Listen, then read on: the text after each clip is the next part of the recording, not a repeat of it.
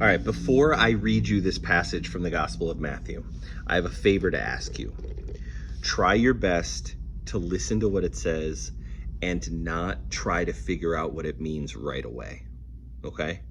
You're going to be tempted to think that you understand the words in plain English, but here's the thing. None of the words that Jesus said when he was walking around the Middle East 2,000 years ago were uttered in English.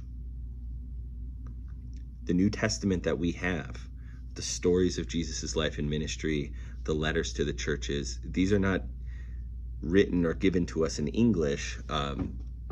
Largely it's Greek. Interestingly enough, Jesus didn't speak Greek. Well, of course he did. He spoke Greek a lot, often, but not all the time. What this means is, even what we have in the New Testament is a translation of what Jesus said from Hebrew or Aramaic into Greek, so that the people that would receive these gospels and letters would understand them in the language that they spoke in. So some of the times when Jesus is walking around doing all of the amazing things that he's doing and saying all of the amazing things that he's saying, some of the time he was speaking Aramaic or Hebrew, and some of the time he was speaking Greek. Do you see how you probably shouldn't just jump to thinking that what you think this says is exactly what it says? Okay, let's listen. Matthew 15, 21, 28. In a section titled later on in the Middle Ages, The Faith of a Canaanite Woman. Beginning in verse 21, it says, Jesus went away from there and withdrew to the district of Tyre and Sidon. He is withdrawing. Again, he's looking for a retreat. He's pulling back, pulling away, and he's not necessarily hoping to be recognized in this area of Tyre and Sidon. Put a pin in that for later, because if you attended any of our Sunday morning Bible studies on the unseen spiritual realm, you might be familiar with the significance of Tyre and Sidon. For now, though, just know that this is a pretty good place for him to go if he doesn't want anybody to be looking for the Messiah. Not a ton of faithful and loyal Yahweh worshipers in this area.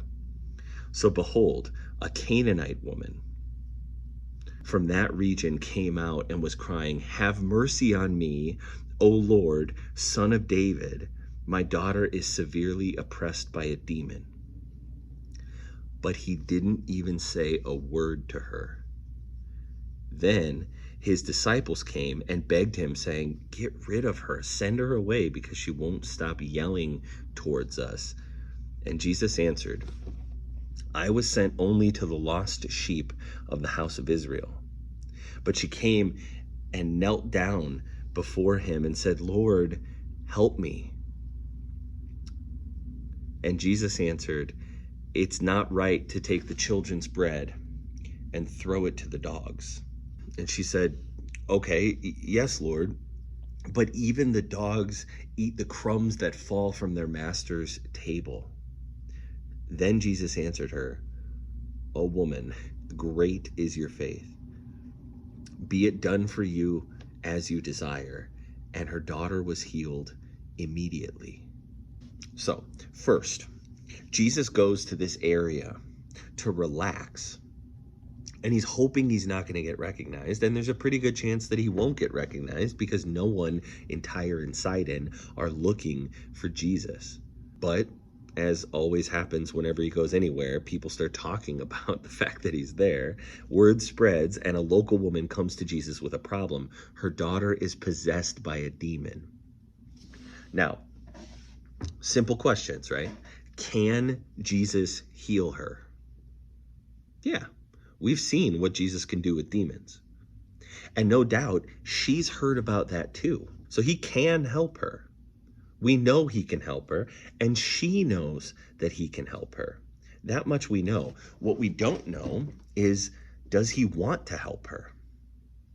And is he even supposed to want to help her? Should he help her? In the Gospel of Mark, this woman is described as a Gentile, a Syrophoenician. Matthew here calls her a woman of Canaan, a Canaanite woman. These are both correct descriptions. Mark was referring to her political background. His Roman audience would have easily identified her by the part of the empire that was her home. Matthew's description, though, is designed for his Jewish audience. Now, they would remember the Canaanites as bitter enemies when Israel was settling the Promised Land. So, given her cultural identity, no one in the story would expect Jesus to want to help her. Maybe she didn't even expect him to want to help her. Either way, she comes to him and says, "Help me." Now, some translations say that she's Greek.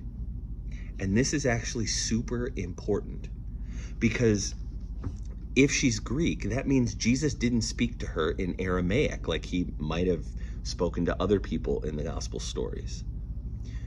He wouldn't have spoken to her in Aramaic because she wouldn't have understood him.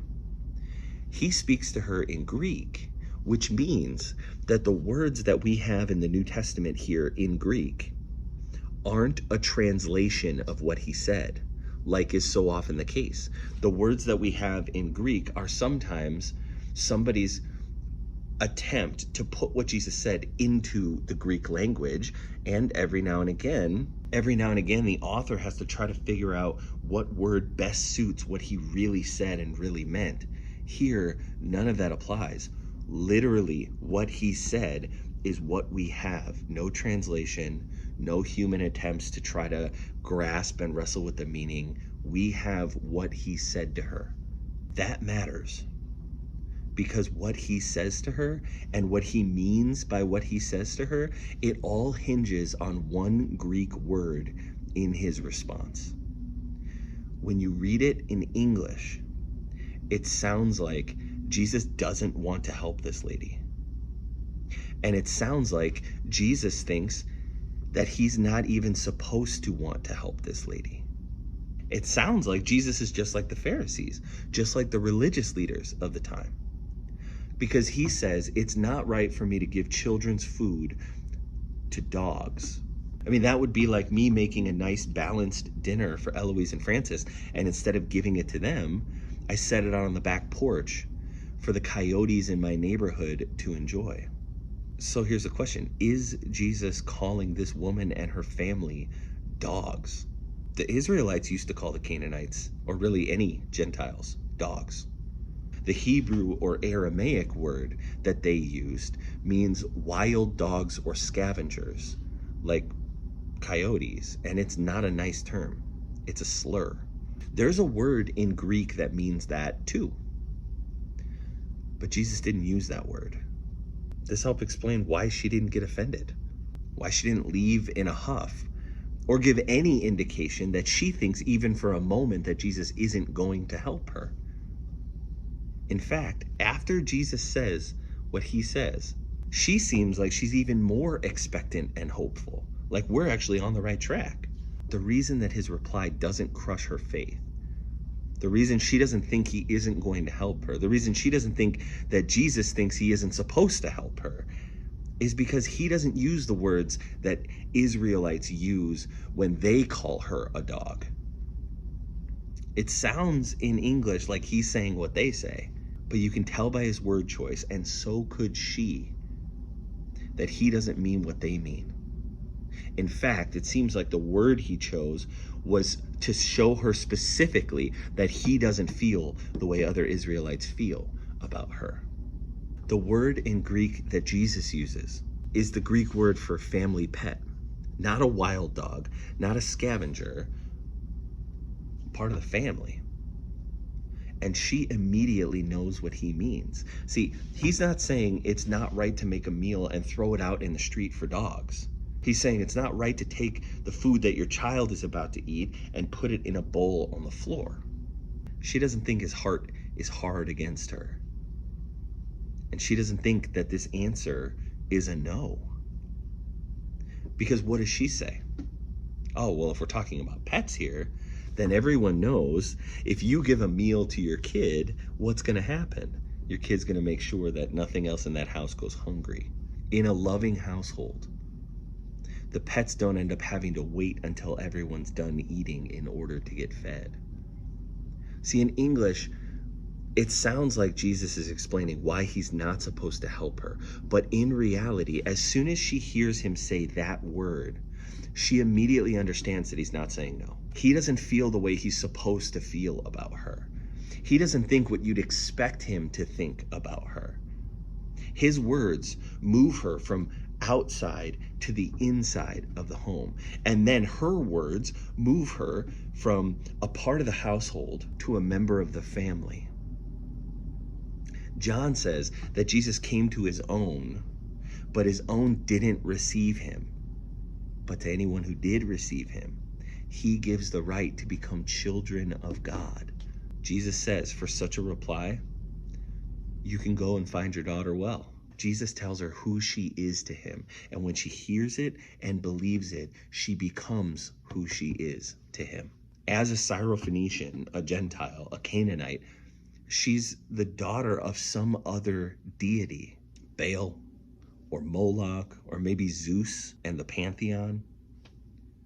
She prays to spirits and sacrifices to idols, and she may have even asked the spirits to be with her daughter in the first place. It might actually be her fault that her daughter's possessed.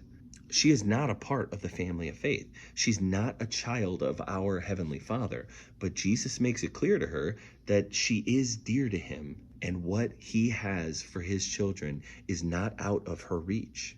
With a turn of a phrase, an intentional swap of a single word, Jesus welcomes her into a new life and a new identity.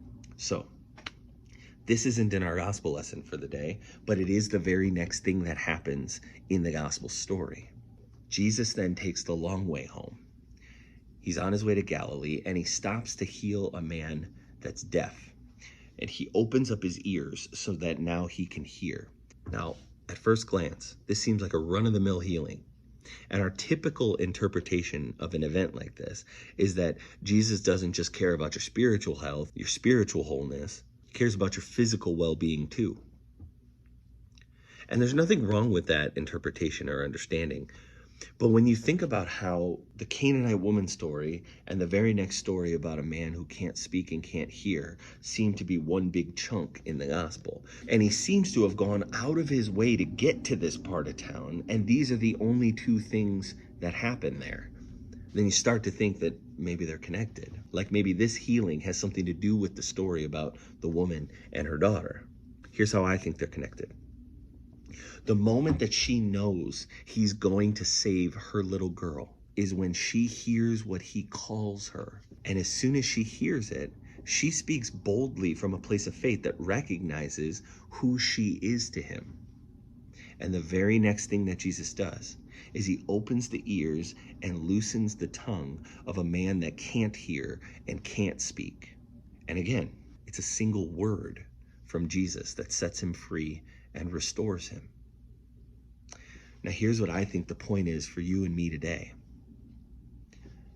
Even if we have a little bit in common with this woman, Jesus says to you that you are dearer to him than you could possibly imagine, and you are nearer to him than you could ever guess.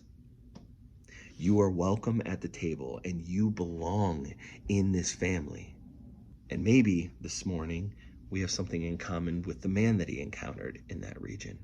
Our ears are stopped up and our tongue is tied, and we don't seem to be hearing him lately, and we don't seem to be able to speak the truth into our lives or the lives of the people that he's placed around us.